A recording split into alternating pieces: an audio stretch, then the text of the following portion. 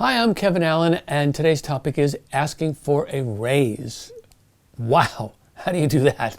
Can it even be done? Well, the answer to that question is absolutely yes, it can be done. However, you've got to be confident enough to initiate the conversation. So with this video today, I'm going to talk to you about how you can approach the often unnerving process of negotiation, and yes, it definitely is a negotiation, of requesting a raise. I'm going to go through 3 steps you should take prior to the conversation with your employer that will put you in the confident, self-assured mindset and help you overcome unwanted nerves. So without any further ado, let's take a look at step 1. Don't worry about upsetting your boss. Now, the chances are, if you've clicked on this video, you, like many others out there, feel uncomfortable with the very idea of asking for a raise. So before doing anything else, before drafting an email, setting up a meeting, you need to get hold of this anxiety and understand that you are not expendable. Businesses are not dumb, especially when it comes to resourcing. Whether they let you know it or not, there was a good reason they hired you, and there's even better reason why they are keeping you employed. I've been leading companies for decades, and I can tell you the number one concern on the mind of any leader is, will I lose my people? If they know what they're doing, of course I'll leave that up for you to assess, they'd much rather negotiate salary with a tried and tested employee than going through the hiring and training process all over again. You know, it's a percentage game. Not every hire works out. So if you know deep down that you are providing value to your team, then you should have absolutely no shame in asking for a raise. Be confident, recognize what you bring to the table, and understand that you deserve to be compensated for your effort.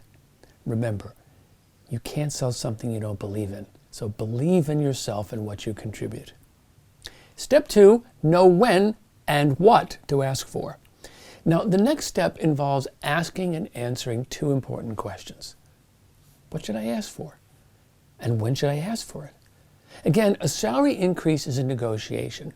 The more preparation you do, the better position you'll be in. Luckily, thanks to the internet, understanding what you should ask for is now easier than ever.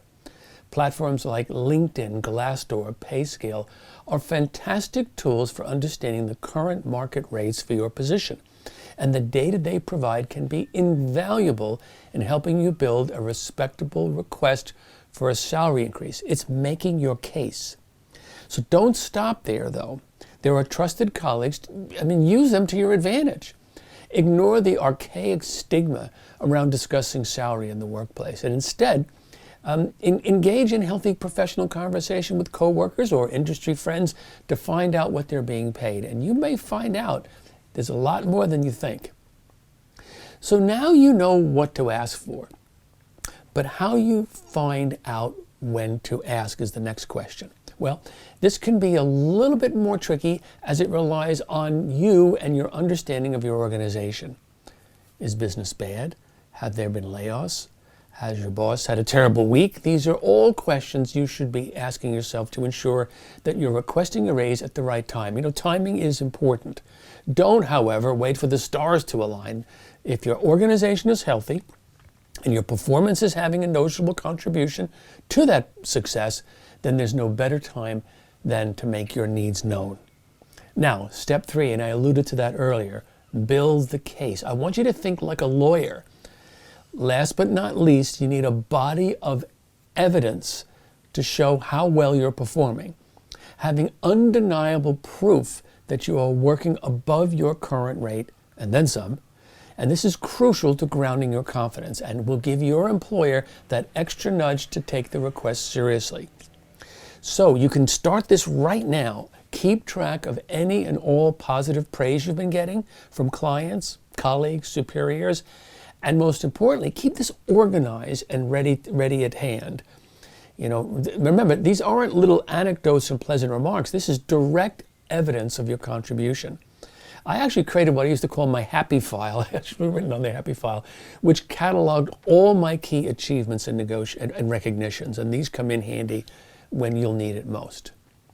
Speaking of which, if there are numbers that are reflective of your contribution, then make sure to keep those handy as well. Sales increases, performance increase, awareness increase, whatever the metrics are that's important. And remember the concept of currency. What does your company care about? And attach that to yourself. If there's one thing that will demand your employer's attention, it's showing rather than telling. And remember, the numbers don't lie. So there are our 3 steps to building confidence before popping the big question. Remember, you're not expendable. If you've done your research and you've built your evidence and approached the negotiation as a professional, then you can expect positive results regardless of the outcome.